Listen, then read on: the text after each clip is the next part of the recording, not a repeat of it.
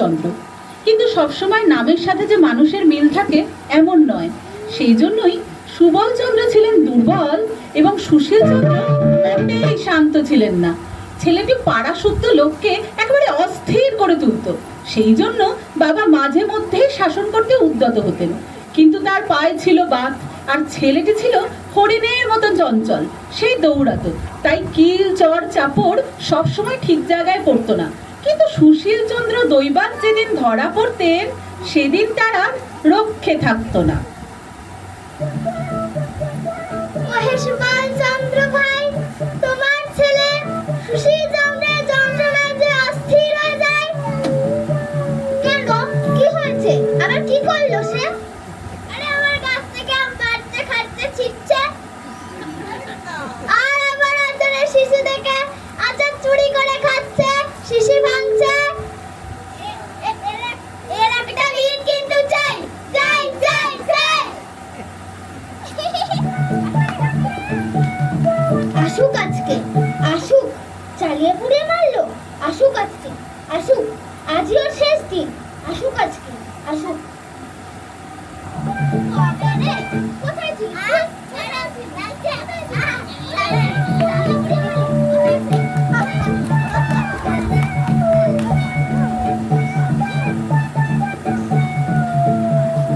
আজ শনিবার দুপুর 2টোর সময় স্কুল ছুটি ছিল, কিন্তু আজ স্কুলে যেতে সুশীলের কিছুতেই মন চাইছে না। তার অনেকগুলো কারণ ছিল।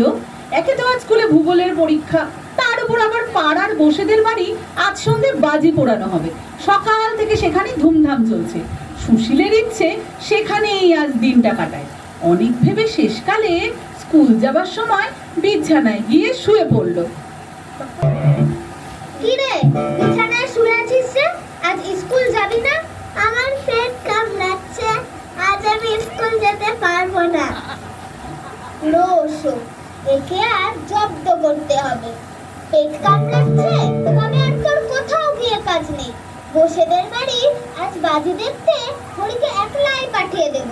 তোর জন্য লবণ জুস কিনে রেখেছিলাম, সেও আর খেয়ে কাজ নেই। তুই এখানে চুপ করে পড়ে থাক, আমি খানিকটা পাচন তৈরি করে নিয়ে আসি। বাবা সুবল চন্দ্র এই বলে ঘরে সেকাল দিয়ে তেতো পাচন তৈরি করে আনতে গেলেন। সুশীল পড়লো মহা মুশকিলে। লবণ জুস সে যেমন ভালোবাসে ততটাই অপছন্দ করে পাচন খাওয়া। ওদিকে আবার বসেদের বাড়ি বাজি দেখতে যাওয়ার জন্য কাল রাত থেকেই তার মন ছটফট করছে। সেও বুঝি বন্ধ হলো।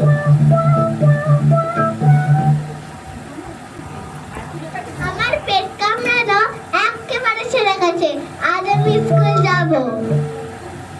না না, ঠিক আছে, তুই এখানে পাচন খেয়ে চুপ করে পড়ে থাক। এই বলে জোর করে পাচন খাইয়ে দিল আর ঘরে তালা লাগিয়ে বেরিয়ে গেল। সুশীল বিছানায় বসে বসে কাঁদতে লাগলো।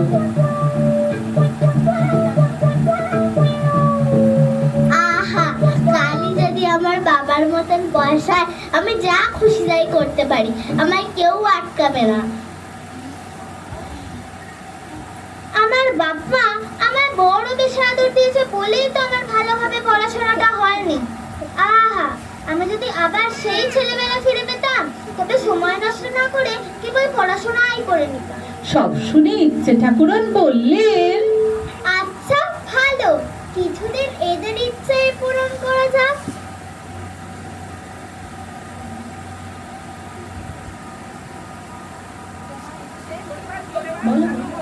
তোমার ইচ্ছে পূরণ হোক। কাল থেকে তুমি তোমার ছেলের বয়সী।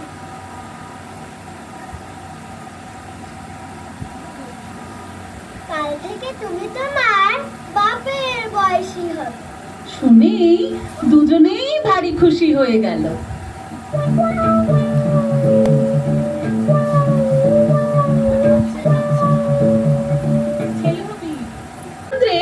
রাতে ভালো ঘুম হতো না, ভোরের দিকটাতে ঘুমিয়ে পড়তেন। কিন্তু আজ তার কি হলো, হঠাৎ খুব ভোরে উঠে একেবারে লাফ দিয়ে বিছানা থেকে নেমে পড়লেন। দেখলেন পড়া দাঁতগুলো আবার সব উঠে গেছে, মুখের সব গোপদারি আর নেই। রাতে যে পোশাক পরেছিলেন একেবারে হাঁটু অব্দি নেমে গেছে। গলা এতটাই নেমেছে যে ঠিক মতন চলাই যাচ্ছে না।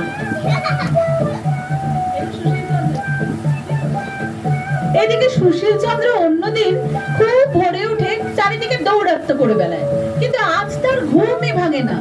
যখন তার বাবা সুবল চন্দ্রের চেঁচামেচিতে সে জেগে উঠলো, তখন দেখলো গায়ের জামা কাপড় এমন এতে গেছে যে ছিঁড়ে যাবার জোগাড়।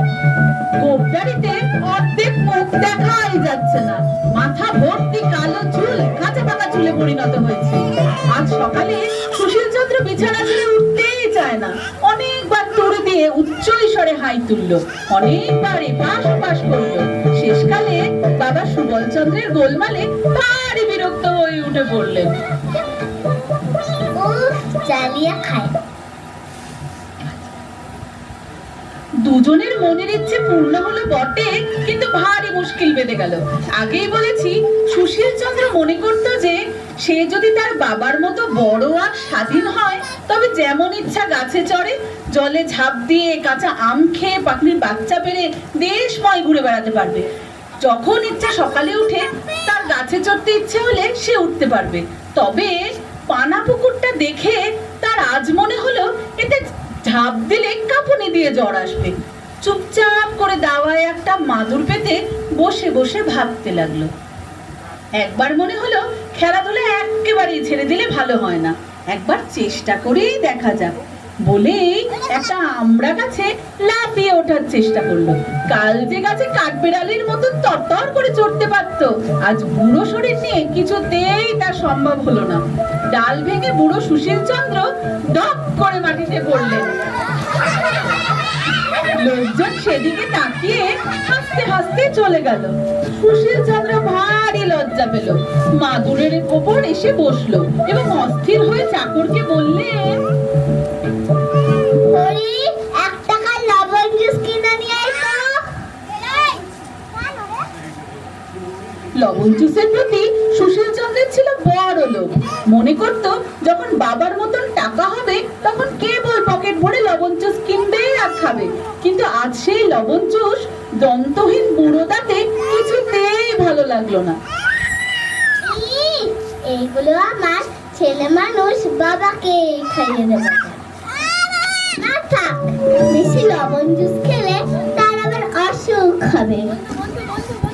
দুষ্টুমির সাথী ছিল সেই প্রিয় রাখাল গোপাল অক্ষয় নিবারণ হরিশ আর নন্দকে দেখে সে বললেন, চুপচাপ করে বসে আছে, এক্ষুনি ছোড়াগুলো এসে গোল পাকাবে।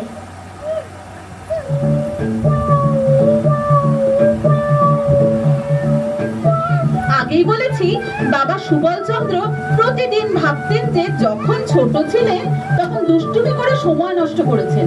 ছেলে বয়স ফিরে পেলে সমস্ত দিন শান্তশিষ্ট হয়ে ঘরের দরজা বন্ধ করে বই মুখস্থ করবেন, কিন্তু ছেলে মানুষ বয়স ফিরে পেলেই সেই সব উল্টে গেল।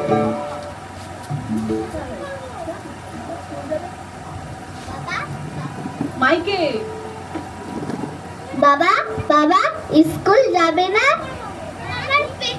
আমার পেট কামড়াচ্ছে, আজ আমি স্কুল যাব না। যাবে না বই কি?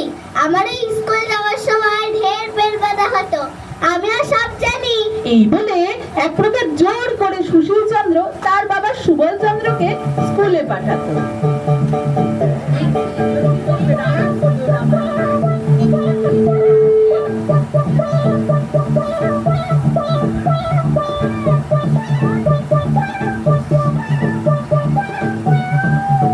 রাম নাম যে জন লয় ভক্তি করি মনে, অখিলের প্রতি রাম তারে মুক্তি জনে।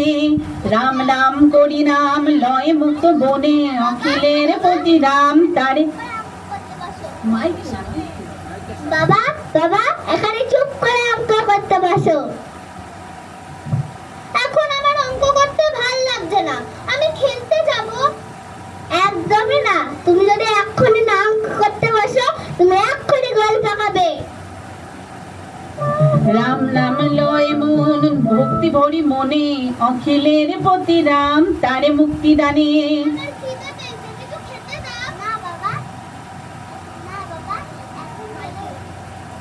না বাবা, এখন খেলে তোমার অম্বল হবে। আরে বাবা একেবারে রাত্রিবেলা ওষুধ খেয়ে শুয়ে পড়ো। খাবার বিষয় সুশীলের বড় কড়াকড়ি ছিল, কারণ তার বাবা যখন বৃদ্ধ ছিল তার খাওয়া ভালো হজম হতো না, একটু বেশি খেলেই অম্বল হতো। তাই সে তার বাবাকে কিছুতেই বেশি খেতে দিতেন না। কিন্তু হঠাৎ অল্প বয়স ফিরে পেয়ে আজকাল সুবলচন্দ্রের এমন খিদে হয়েছে যে নুড়ি পর্যন্ত হজম করতে পারবেন না। সুশীল তাকে যত অল্প খেতে দিত, খিদের জ্বালায় সে ততই অস্থির হয়ে যেত। শেষকালে এমন রোগা হলেন যে সর্বাঙ্গের হাড় দেখা যেত। এদিকে সুশীল চন্দ্র ভাবলেন তার বাবার কোনো কঠিন ব্যামো হয়েছে। এই ভেবে সে তার বাবাকে গাদা গাদা ওষুধ খাওয়াতে লাগলেন।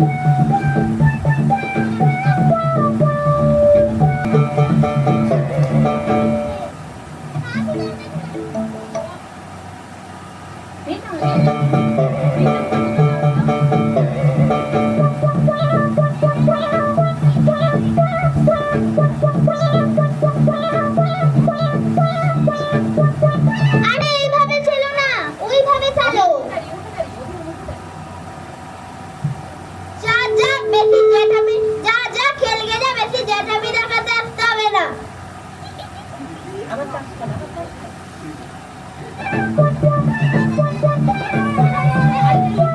তবে একটু তামাকটা দাও, কতদিন তামাক খাইনি। তবে রে তামাক খাবি, যা ভাগ।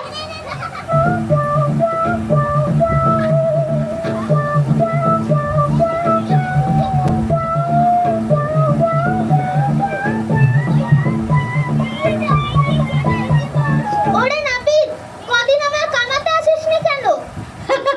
বছর 10 পরে আসবো খন। সুশীল। হ্যাঁ বাবা, তুমি আবার দুষ্টুমি করছো? তোমাকে এত বলার পরও তুমি শুনছো না?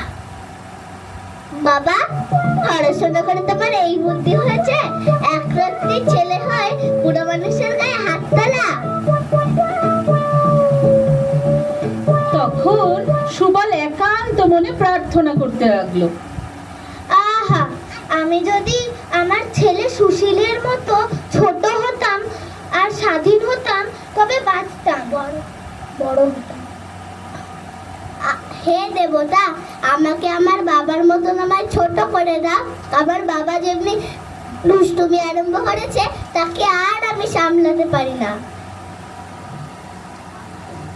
তোমাদের শখ মিটেছে? দোহাই ঠাকুর, মিটেছে। এখন আমরা যে যা ছিলাম আমাদের সেটাই করে দাও। আচ্ছা, কাল সকালে তাই হবে। পরদিন সকালে সুবল আগের মতন বুড়ো হয়ে আর সুশীল ছেলে হয়ে জেগে উঠল। দুজনেরই মনে হলো স্বপ্ন দেখছে। সুশীল। হ্যাঁ বাবা, ব্যাকরণ মুখস্থ করবে না? আমার বই হারিয়ে গেছে। নমস্কার।